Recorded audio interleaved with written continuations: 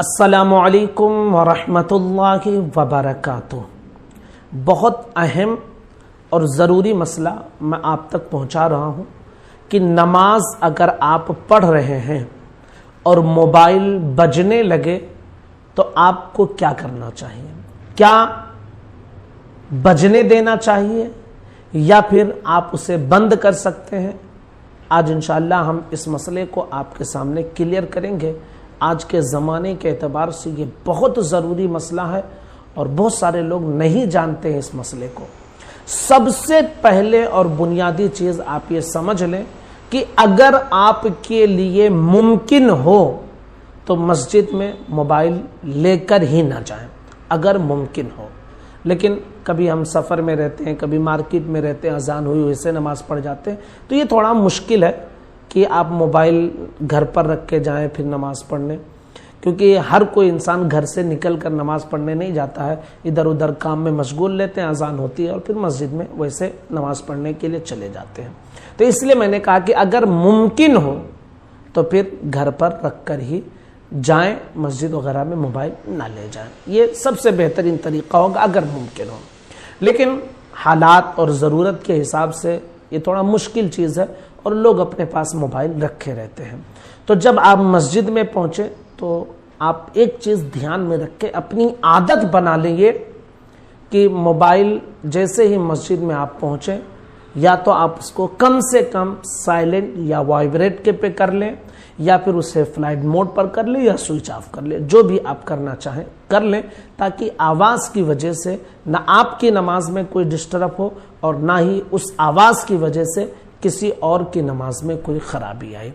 لیکن ایسا ہوا کہ نہ موبائل گھر پر رکھے اور نہ ہی اسے سوئچ آف کیا، نہ فلائٹ موڈ پہ ڈالا، نہ سائلنٹ کیا، نہ وائبریٹ کیا، نماز پڑھ رہے تھے اور نماز پڑھتے پڑھتے گھنٹی بجنے لگے موبائل کے، تو پھر آپ کو کیا کرنا چاہیے؟ تو دیکھیے آج کل موبائل جو ہے نا، اس میں بہت سارے ایڈوانس چیزیں آ گئی ہیں، بہت سارے ایڈوانس چیزیں۔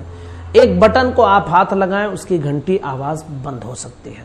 تو اس کے حوالے سے چونکہ یہ جدید مسئلہ ہے تو ہمارے علماء کرام نے اس کے متعلق جو تحقیق پیش کی ہے وہ یہ کہ اگر ایک رکن میں ایک مرتبہ اس کی ضرورت پڑتی ہے تو آپ اس کے بٹن کو دبا کر اس کی گھنٹی کو بند کر دیجئے۔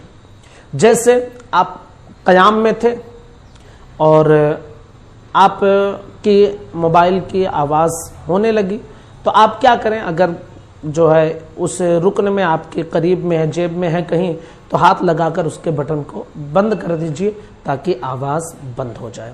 ایک رکن میں، قیام یہ ایک رکن ہے، رکوع ایک رکن ہے، سجدہ ایک رکن ہے، تو ہر رکن میں ایک مرتبہ کرنے کی شریعت اجازت دیتی ہے۔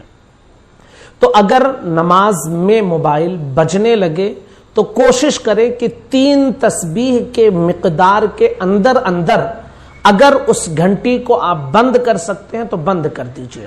اور یہ ممکن ہے چونکہ موبائل میں اب اس طرح کی بہت ساری ایڈوانس چیزیں ہیں کہ آسانی کے ساتھ ایک مرتبہ ہاتھ لگائیں تو موبائل کی گھنٹی بند ہو جائے۔ لیکن اس کے باوجود ہمارے بہت سارے ساتھی ایسے ہوتے ہیں کہ وہ مسئلے کو نہیں جانتے ہیں اور گھنٹی بجتی رہتی ہے، پورے نماز میں ان کی گھنٹیاں ہی بجتی رہتی ہیں، خود ان کی نماز میں بھی ڈسٹرب اور دوسرے جو نمازی ہیں ان کے لیے بھی پریشانی ہوتی ہے۔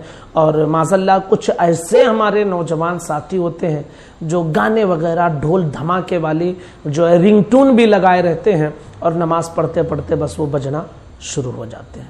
تو اس کا بھی خیال رکھیں، رنگ ٹون آپ اچھا لگائیں، گانے وغیرہ یا ڈھول دھماکے والی قوالی وغیرہ اس طرح کی چیزیں نہ کریں، کیونکہ کبھی کبھی اس کی وجہ سے آپ خود کو جو ہے شرم محسوس ہونے لگتی ہے۔ آپ ذرا سوچیں کہ اگر نماز میں موبائل پہ رنگ ٹون لگائے ہوئے ہیں اور نماز کے دوران بجنے لگے، آپ کو کیسا محسوس ہوتا ہے؟